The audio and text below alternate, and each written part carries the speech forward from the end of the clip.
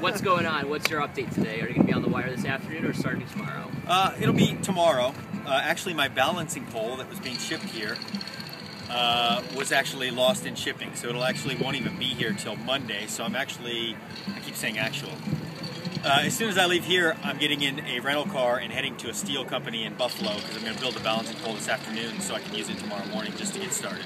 What goes into building something like that? You know, it's actually not all that much. I started building equipment like this when I was a little kid, so me and my dad will have it together probably in 45 minutes. Doesn't take long, to be honest. 45 pounds still?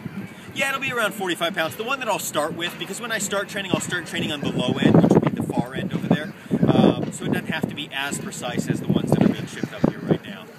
How far up in the air will you actually be? We're hearing 50 feet, 3 feet. What's the deal? Well, I'm going to start at around 3 feet. Well, what happens is it starts on that reel over there, I think it's about 7 or 8 feet high, and then it drops down some, and then it'll go up to, I'm not positive because we've tweaked the numbers a little bit.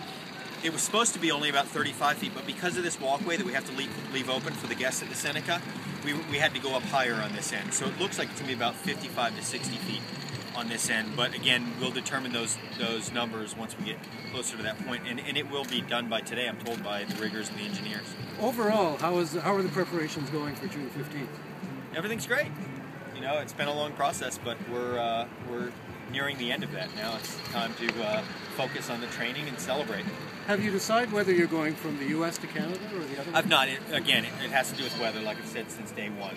It'll have to do with the weather leading up to that day, maybe which way the mist is going, the winds, all of that plays a major factor. Okay. Now, I've never covered this before. We usually have our Niagara reporter cover it. What does it take? Like, what's the secret to staying on that for almost an hour in those conditions? Big magnets in my feet. They hold me on the wire. A lot of practice.